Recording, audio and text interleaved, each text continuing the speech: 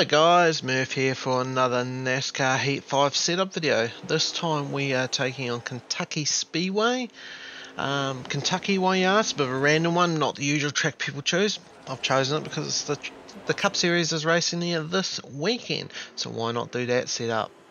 Now we're going to be a slightly different format than the previous video. Instead of showing you a stable and a fast setup, I'll just show you a quality setup, a race setup, and also by request show you what I would change if I'm running baseline, my adjustments I would make in the pits. We'll start off with the qualifying setup.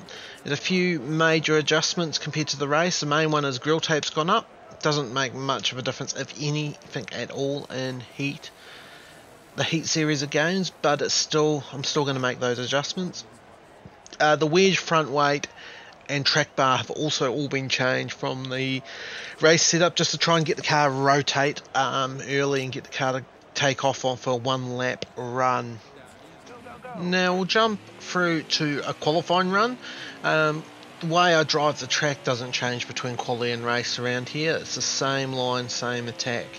The biggest challenge I found with this place, both from a driving standpoint and a setup standpoint, is the exit of 2. The rest of the track, the car balance stays about the same, but the exit of the 2, it does tend to get a little looser as the banking disappears. And when on a quality lap, I'm going to start up a bit higher on the opening of the corner leading to the start of the lap, just to gain a bit more speed down the straight. Now we're going to be looking for the Sunoco sign on the left. That is just after that's when I'm going to lift off, carry the speed into the corner, get on the power nice and early. The car will stay high and you drift down to apex on the exit to try and straighten that exit up as much as possible. You can see you got loose there on the exit, but I still managed to keep in the throttle. Now there's a little sign I just passed on the right. That's also your turn-in point for and lift-off point for turn 3 and 4. Again, get the car nice and tight on the apex, try and clip the apex and then get on the power as soon as possible. And there's a lap for 12th place on the hardest difficulty. Now we will move on to the race setup. Biggest thing to bear in mind across a stint at Kentucky is that it tends to like to rear out the rear tyres more than the front tyres.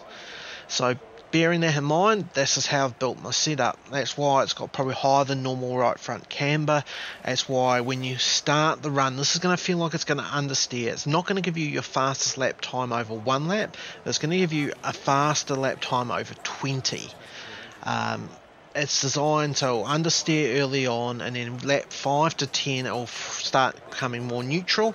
And yeah, probably towards the end of a stint like lap 25 onwards, it will get a bit looser. It's drivable loose, but still loose. So just bear that in mind, that you're going to have to be patient with the setup and not expect to be fast at the start of a run. Expect the pack to come back to you.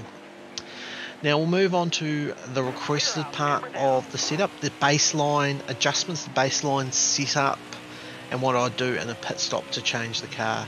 Now with Kentucky, I found the best method was to start off with a bang in the center, not loose, not tight, just dead up the middle for the base setup, and then adjust from there, and just hope there's a relatively early caution about that 5 to 10, because the car will start getting loose pretty quickly. Now we'll slow up for pit lane. The first adjustment I'll make is I'll bump up the tape to 45, then I'll go up to a 51.5 on the wedge to tighten the car up, then I'll raise the right side tyre pressures to 51 each. I found this was a good neutral point, good balance to the car. Now if you're finding it still too loose over a run, move it up to 52% wedge, 2.5. Just keep moving up on 0.5 increments until you feel comfortable. After that, it's really just a case of the tyre pressures. You can raise and lower the tyre pressures to make adjustments there to more fine tune the setup. But that's what I'd run with as a starting mark, is those changes right there. Now I do enjoy Kentucky as a challenge, because it's surprisingly not as simple as it looks. It does tend to like to get loose, it likes to get on the exit, and you have to build a car that actually understeers at the start, and that will free itself up as the stint goes on, and build it up based on that.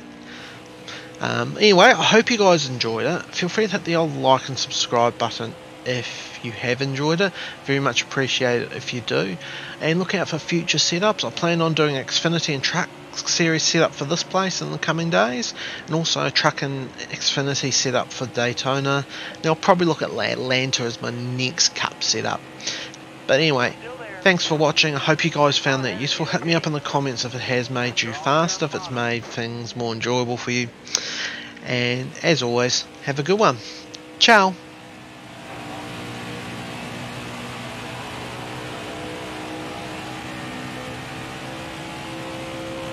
Alright, coming to the green. This one counts.